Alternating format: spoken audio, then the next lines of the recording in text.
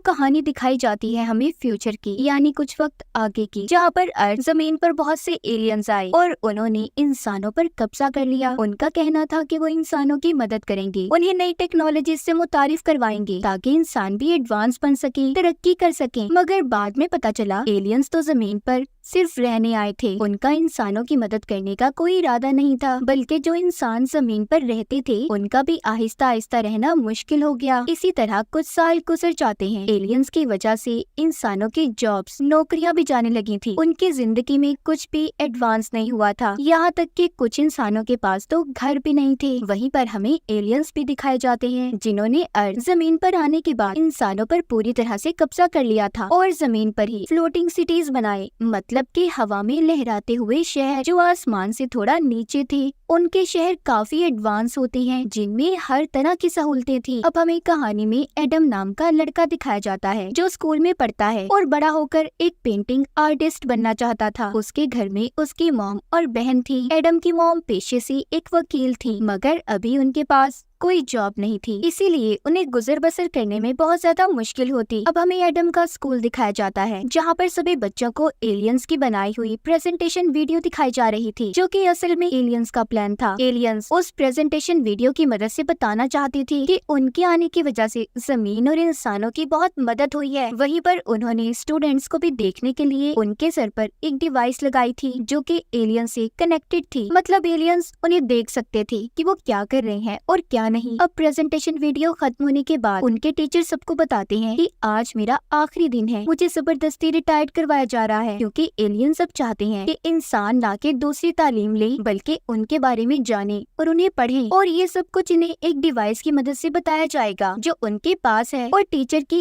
इसमें कोई जरूरत नहीं है। अब एडम अपनी आर्ट क्लास में जाता है जहाँ पर उसकी मुलाकात क्लोई नाम की लड़की से होती है। एडम उसे पसंद करता था, इसीलिए हिम्मत करके उससे बात करता है। क्लोई बातों ही बातों में बताती है कि हमारी फैमिली के पास कोई घर नहीं है। एडम क्लोई को पसंद करता था तो इसीलिए उसकी मदद करने के लिए तैयार हो जाता है। वो उसे अपने घर रहने का बोलता है, कहता है कि तुम और तुम्हारी फैमिली हमारे घर में आकर रह सकती हो। क्लोई एडम की ये बात सुनकर खुश हो गई थी और उसी शाम अपनी फैमिली को लेकर एडम के घर आ जाती है। क्लोई की फैमिली में उसके डैड और भाई थे, पर क्लोई का भाई यहाँ पर आकर ज्यादा खुश नहीं था। तो दूसरी तरफ एडम की मॉम उसे इन लोगों को यहाँ पर लाने के लिए डांटती है क्योंकि उनका भी जॉब के बगैर मुश्किल से गुजर हो रहा था, पर फिर भी एडम अपनी मॉम को जैसे तैसे करके मना लेता है। एक दिन जब छुट्टी होती है तो क्लोई एडम को अपने साथ एक जगह पर लेकर जाती है जहाँ पर इंसानों का कुछ बिखरा हुआ सामान था। वो एडम को बताती है, मैं यहाँ से कुछ अच्छा सामान जमा करती हूँ और मार्केट में बेच देती हूँ जिससे मुझे पैसे मिलते हैं। मैं ये काम इसलिए करती हूँ ताकि अपनी फैमिली की कुछ मदद कर सकूं। तभी बात करते हुए एडम भी बताता है कि मेरे डैड घर बनाने का काम क्या करते थे, तो उन्हें एलियंस ने ऑफर दी कि वो उनके शहर में आकर उनके लिए भी इंसानों जैसे घर बनाए, मगर मेरे डैड ने उन्हें मना कर दिया,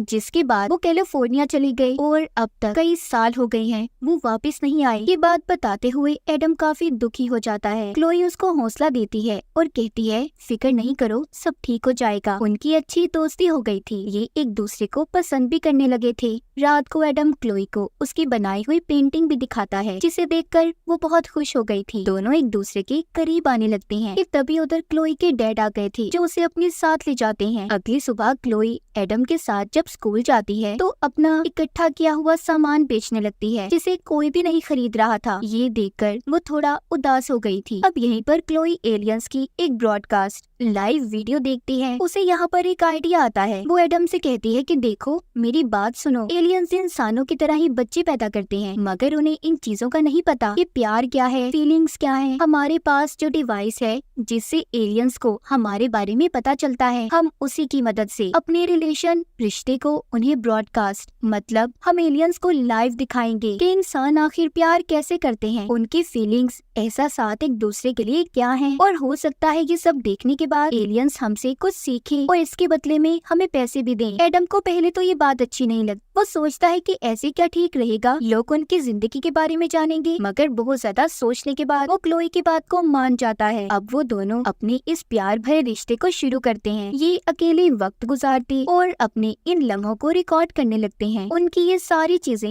एलियंस भी उसी डिवाइस की मदद से देख पा रहे थे जो एलियंस ने इन्हें दी हुई थी। मगर अब एलियंस को ये भी जानना था कि जब इंसान उनको प्यार होता है तो उनके जिस्म में क्या बदलाव होते हैं। एडम और क्लोई की पहली मुलाकात होती है। उन्हें एक दूसरे के साथ वक्त गुजारना बहुत अच्छा लगता था, मगर कभी कभी इन्हें ये बात बहुत अजीब भी लगी। अब वो डिवाइस जो इनके साथ लगी हुई थी वो ये भी बताती थी कि कितने एलियंस इनको लाइव देख रहे हैं। इन्हें अब इस चीज के एलियंस पैसे भी देने लगे थे। इनके एलियंस व्यूज भी बढ़ जाती हैं और कमाई भी अच्छी होने लगी थी और इसी वजह से क्लोई और एडम की जिंदगी बहुत अच्छी चल रही थी। एक दिन क्लोई के डैड और भाई एडम की मॉम के कंप्यूटर को उनकी बगैर इजाजत के इस्तेमाल कर रहे थे और एलियंस की जुबान को पढ़ने लगते हैं कि तभी उधर एडम की मॉम आ जाती है जो उनको ऐसा करने पर डांटती हैं और ये कहती हैं कि ये मेरा घर है, अब यहाँ पर कुछ असूल बनेंगे जिनको हर एक को मानना होगा और मेरी इजाजत के बगैर मेरे घर की चीज को कोई नहीं छेड़ेगा। उधर एडम भी क्लोई के साथ दिन ब दिन अपने रिश्ते को लाइव दिखा रहा था, मगर अब उसे ये बातें फेक नकली लगने लगी थी क्योंकि वो ये जानता था कि क्लोई ये सब सिर्फ पैसे कमाने की खातिर कर रही है। एडम जब इस सिलसिले में बात करने की कोशिश करता है तो क्लोई उसे मना कर देती है क्योंकि ब्रॉडकास्ट लाइव आने के दौरान उन्हें कोई भी ऐसी बात नहीं करनी थी जिससे एलियंस को लगे कि वो नाटक कर रही हैं। एडम इन सब बातों से बहुत ज्यादा परेशान हो गया था। अब अगले ही दिन एलियंस की तरफ से नोटिस मिलता है कि ब्रॉडकास्ट की कंपनी इन पर केस करने वाली है। उन्हें पता चल गया है कि ये नाटक कर रही हैं। ये बात सुनकर दोनों बहुत ज्यादा परेशान हो गए थे और पहले ही स्काई बस हवा में उड़ने वाली बस से एलियंस के फ्लोटिंग शहर में पहुंच जाते हैं जहां पर इन्हें एक इंसान लेने आया था। ये दोनों उसे देखकर हैरान हो जाते हैं और सोचते हैं कि एलियंस के शहर में इंसान कैसे। अब वो आदमी इन्हें गाड़ी में ले जाते हुए बताता है कि मैं अर्थ जमीन पर डॉक्टर हुआ करता था पर अब यहाँ पर एलियंस के शहर में ड्राइवर हूँ। ये बात सुनकर एडम कहता है मुझे आपके बारे में सुनकर दुख हुआ, पहले कहा आप डॉक्टर और अब ड्राइवर। वो आदमी कहता है नहीं नहीं परेशान मत हो, मैं यहाँ पर डॉक्टर से भी ज्यादा पैसे कमाता हूँ, मुझे एलियंस अच्छी तनख्वाह देते हैं तो मैं यहाँ पर बहुत खुश हूँ। अब वो आदमी इन्हें एक होल सुराख के पास छोड़ देता है जहाँ ये अंदर जाने पर दोनों एलियंस के ऑफिस में पहुँच गए थे। इनके सामने एक एलियन बैठा था जो अपने टेंटिकल्स अपने हाथों को रगड़कर इनसे बात कर रहा होता है जो एक कंप्यूटर के जरिए ट्रांसलेट हो रही थी। वो इन्हें बताता है कि तुम पर ब्रॉडकास्ट कंपनी ने इसलिए फाइन किया है क्योंकि तुम ऑडियंस को नकली चीजें दिखा रहे हो, तुम्हारे दरमियान में प्यार नहीं है, तुम बस नाटक करते हो। क्लोई जो कि चालाक थी उस एलियन की सारी बातें सुनकर कहती है नहीं ऐसा नहीं है, हम एक दूसरे को पसंद करते थे और प्यार भी था पर अब हमारे दरमियान में प्यार कम हो गया है और इसीलिए आपको ऐसा लगा कि हम नाटक कर रहे हैं, पर जल्द ही मैं एक नए लड़के के साथ रिश्ता शुरू करूंगी और उसे लाइव ब्रॉडकास्ट करूंगी। एलियन तो उसकी बात को मान जाता है मगर वापस आते हुए ये सब बातें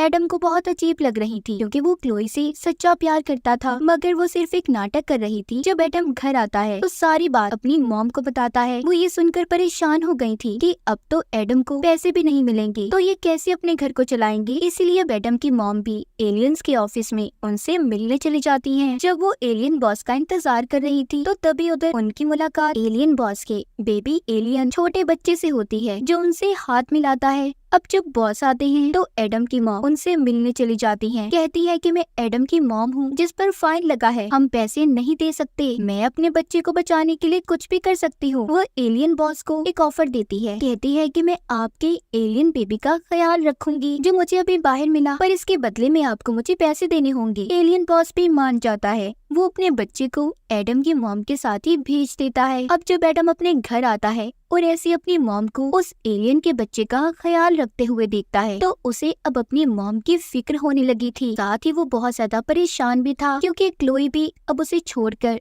दूसरे लड़के से बातें कर रही थी। एक दिन जब एडम अपने घर आता है तो एलियन बेबी उसे बेटा बोलता है और उसे अपने गले लगने का कहता है, जिस पर एडम को गुस्सा आ गया था और वो उसे बहुत कुछ गलत बोल देता है। इसी बात पर एडम की मॉम उसको डांटती हैं और कहती हैं कि क्यों ऐसे बोल रहे हो, जानते हो ना अगर उन्हें बुरा लगा तो क्या होगा। एक रात एडम के डैड भी उनके घर आ जाते हैं जिन्हें एडम देखकर हैरान हो गया था और पूछता है कि डैड आप कहाँ थे इतने साल से, क्यों चले गए ऐसे हमें छोड़कर। उसके डैड बताते हैं बेटा मैं शहर से दूर था ताकि अपनी फैमिली के लिए कुछ कर सकूं, उनके लिए पैसे कमाऊं, मगर अब मैं वापस आ चुका हूं और तुम्हारी मॉम कहाँ है। जब उसके डैड मॉम के कमरे में उनसे मिलने जाते हैं तो वो एलियन को देखते हैं जो एडम की मॉम के साथ सो रहा था। ये देखकर वो वहाँ से चले जाते हैं। एडम भी अपने डैड को वापस जाते हुए ही दिखता है और कुछ नहीं कहता। अगली सुबह जब एडम स्कूल जाता है तो इन्हें पता चलता है कि अब सभी स्कूल को बंद करवा दिया गया है। बताया जा रहा था कि कोई भी स्कूल अब नहीं खुलेगा, पढ़ाई अब सिर्फ उन्हीं डिवाइस की मदद से होगी जो कि एलियंस ने इंसानों को दी थी। स्कूल की खिड़कियों दरवाजों को भी